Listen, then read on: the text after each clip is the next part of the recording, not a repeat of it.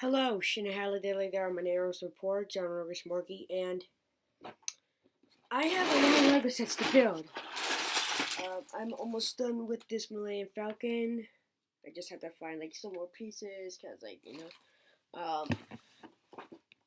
I have the Ant-Man and Wasp set. I have this set, which my friend got me for my birthday. I also got this today for a freebie thing because I spent $4. I also got this T-shirt from him. It glows in the dark. It's a Ghostbusters thing. It's really cool.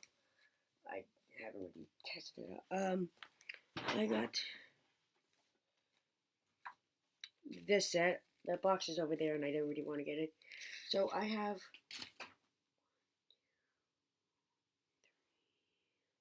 like 3 sets, but still. Plus this, and yeah. So I'm gonna have my hands full.